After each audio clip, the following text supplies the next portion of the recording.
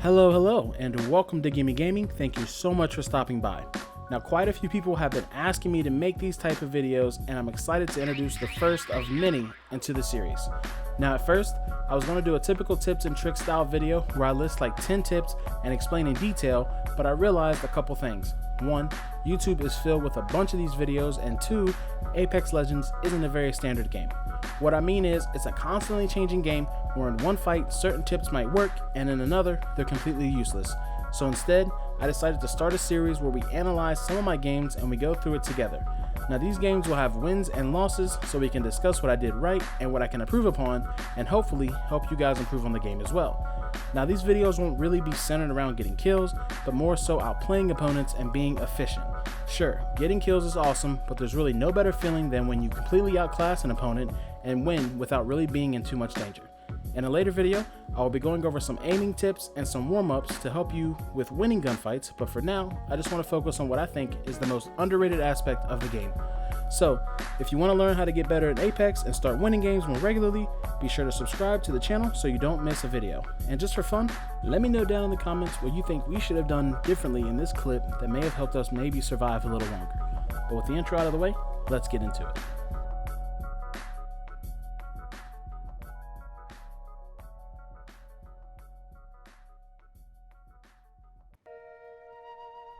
Okay guys, so in this first clip here, this is where basically what happens is we were kind of following this team, like didn't really know we were, and we ended up engaging them in one of the most, I guess, hottest spots in this map. Are just a lot of people end up conjugating over here. So this clip really shows the importance of being aware of your surroundings and knowing when to disengage and reposition. Now I think we start getting third party on our right here, but right now we're engaging here. What I did there is I used my ult to kind of keep the team separated, because I knew there was one guy over here, but he kind of fries me a little bit, so I disengage, and I think we start getting third partied around this time. Yeah, so that's another thing. You want to make sure that you don't stay committed to one team. You or one fight or one destination. You always want to be flexible and being able to change directions or change plans at a moment's notice, and always try to stick together with your team when you're getting third party. That helps a lot, and it helps us survive here for the most part. Now this part right here, we decided to engage the team that was third partying us because the other team didn't like they wanted to really fight, and this team was the danger because they were in the zone and stuff like that.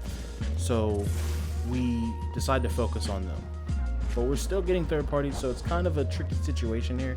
So this leads to another thing where you don't want to overcommit, so we don't want to push too hard and be out in the open there.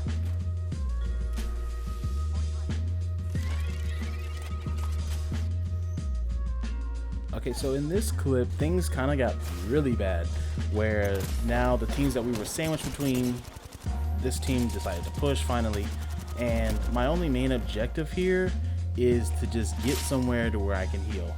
Now, this is another example of like being aware of your surroundings, because, you know, if I would have went too far, then they could have sniped me or yada yada. Now, I didn't realize at the time, but my teammate was trying to get our other teammates' banners, and this is where at this point our only real goal is to survive and regroup. Now being Bangalore, I was able to use my smoke to blind my opponents to try and grab our teammates' banner. I think my first smoke thing I actually hit them, and then the second one I kind of messed up with, but it still kind of worked. So once I get our teammates' banner, our only objective here is to just res them somewhere relatively safe, loot, and whatever else we need to do while not in this bad position, because right now we're in a kind of it's a bad spot, and resing our teammate right here would be ridiculously bad.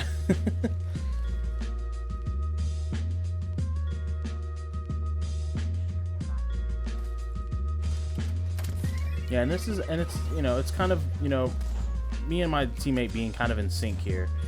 Me realizing that I'm Bangalore, so I can use my passive to kind of get out of there safer, and then I use my ultimate to kind of keep them from pushing even more, giving us basically more time.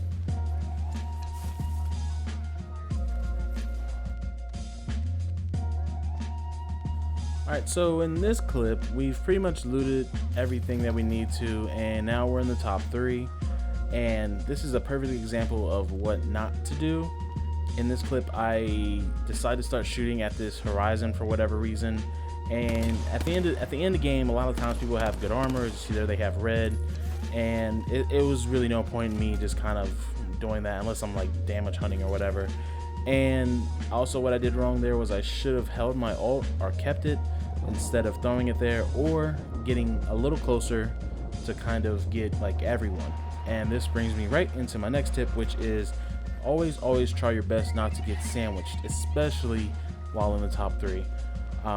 So many times I've seen teams go down here, and it's bad. And this is a perfect example of why. Now I tried to ping to let my teammate know, and they had good game sense, so like we kind of regroup here in a little bit.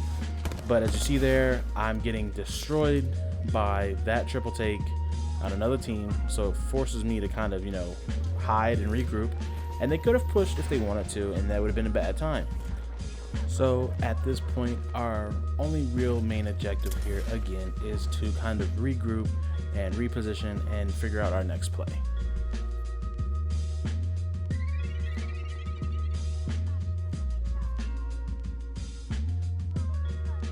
So here I realized that my Hemlock is running pretty low on ammo, and I don't think my teammates actually had heavy weapons, so I decided to switch at the last moment to the PK, which could have been a problem if they were pushing us, but I got it off.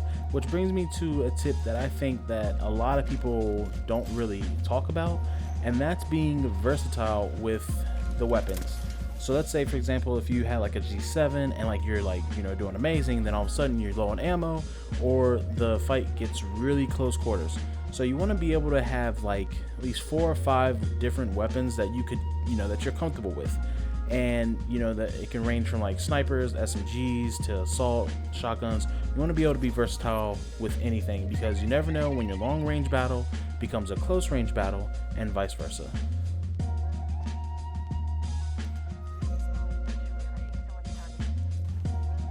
Alright, so in this clip we are realizing that there's a team in that building and the other team is pushing them. And this brings me to another important tip, which is knowing when you've got the advantage.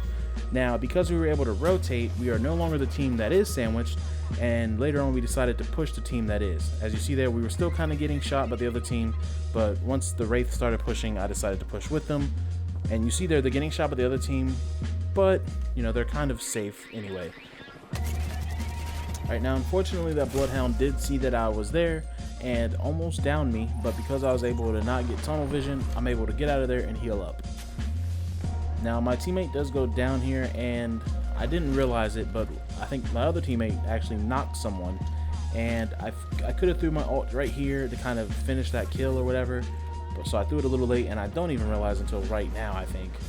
And rather than try to 2v3, I just decided to res my teammate because it's relatively safe.